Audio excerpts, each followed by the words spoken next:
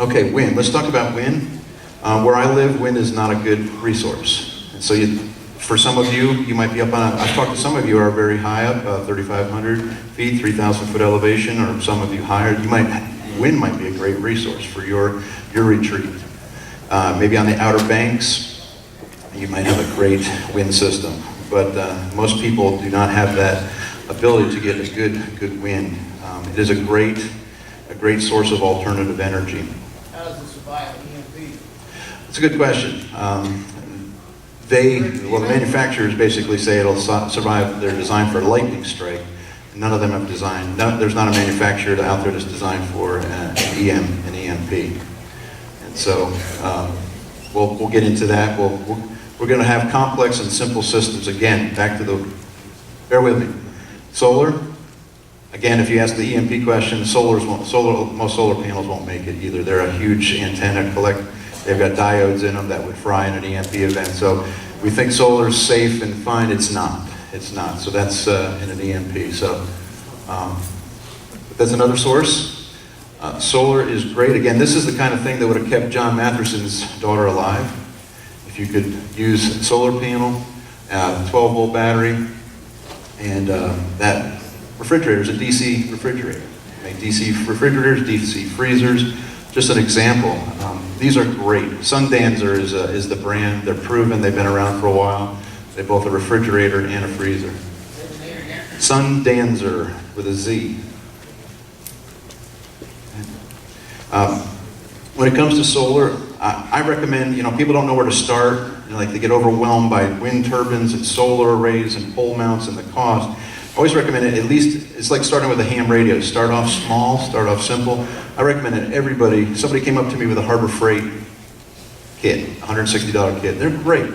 They're cheap, it's Harbor Freight. You get what you pay for. But you start to learn the whole concept of charging batteries through a charge controller and then inverting that voltage into using it for an AC appliance or tool.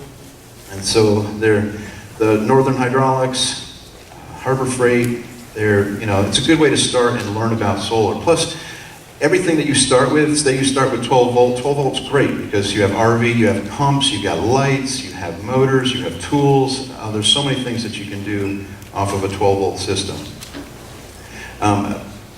Do your homework. Don't get ripped off by the solar generator. How many people? Somebody brought up the paperwork on the solar generator. That thing doesn't make enough.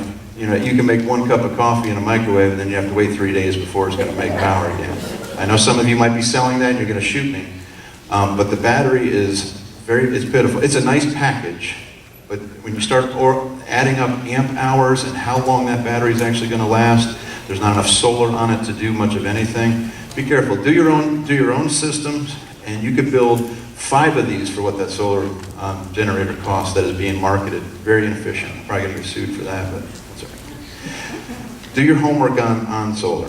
All right, next source. This is just 2 seconds on hydrogen. A lot of people have, as fuel prices went up, wanted to mess around with hydrogen. Just be careful. This is a warning on hydrogen. Obviously, it's very explosive, but when you start taking stainless steel plates and making hydrogen, you're also producing hexavalent chromium. Bottom line is, it's caused more cancers than any other known product. Be careful when you're making, if you go into this process to supplement your engine and increase horsepower, watch it. Because it's a dangerous thing. Very efficient, hydrogen is very efficient, but it's very dangerous. And it doesn't work in modern vehicles. Timings, sensors, there's a lot of issues with it. I'm going to move on to propane. Propane's a great product for an off-gridder. In terms of it stores forever, I recommend varying large tanks for security reasons so nobody shoots your tanks. And a lot of appliances. The reason I like propane so much, it allows you to lower your electrical loads in your home, in your retreat. So you're taking your ranges, your refrigerators, your dryers, the heavy loads, water heating that you might currently do with electricity. If you put them on propane, it's amazing how much more efficient those appliances are and how much longer it'll last. And again, in terms of fuel storage, it's a no-brainer. But when it runs out, you're out. So you have to plan accordingly, know how much your appliances use, figure out your usage, and then store the appropriate amount of propane for how long you've decided. When we do a retreat, we kind of just say, just plan for a year, at least a minimum of a year when you do your designs, and but we try to go farther than that, but that's just a guideline. Okay, diesel. I love diesel. From the old Lister 600 RPM thumpers to the new diesel generators to vehicles. I like old diesels, naturally aspirated, mechanical fuel injectors. Nothing.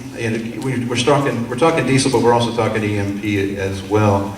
Getting an old car or a truck is a great way to go. And there's so many alternatives because you can run number 2 diesel, mixtures of kerosene, straight motor oil, waste motor oil, vegetable oil, straight vegetable oil. Transmission fluid runs great. You can mix any combination that I've just listed and it'll run in a diesel engine. I just received 3,400 bottles of charcoal lighter fluid, biodegradable. It's got 35% biodiesel in it. I'm running it 100% in a little Volkswagen car, so I'm running on charcoal lighter fluid. I don't recommend that, but it can be done in difficult situations. So I got enough to drive that little Volkswagen 70,000 miles on lighter fluid. So I'm having fun with that. There are alternatives. I know some of you, I know I'm going to get, the lubricity is very low on that product. You need to mix it with some vegetable oil or motor oil and you'll be good. There's a lot of fuels out there that a diesel will run on. Backup generators, you get into, do I go propane or do I go diesel? It comes down to fuel storage, it comes down to longevity. Is your generator truly a backup generator, or do you need this thing to chug and you're going to run for 3-4 months? I would recommend the diesel when it comes to the amount of time it's going to run. It's going to last longer. You also don't just figure in your amount of fuel, you got to figure in maintenance. This is when you get back into the oils. Filtration, there's a gentleman out with a table there that has a filter system. A centrifuge, not very expensive, but a great device to take your existing oils, clean them out, spin out all the particulate, put it back in that engine. You never have to buy oil again, theoretically, if you're not in a rough situation. So generators is a whole topic I got to keep going, or I'll stay on that one. I like that one. My favorite, though, is wood. Look around, we have this as a resource. Wood I use for everything. I heat my house with wood, I heat my water with wood, I dry my food with wood, I can my vegetables on wood, I make electricity with wood, I drive my truck on wood, I got a Harley running last week on wood. My little middle name growing up was Get Wood. I think I got pretty much covered all of that. My stepfather was a logger. I grew up with a chainsaw, and it's very important that I just wood. That's all I've ever messed with.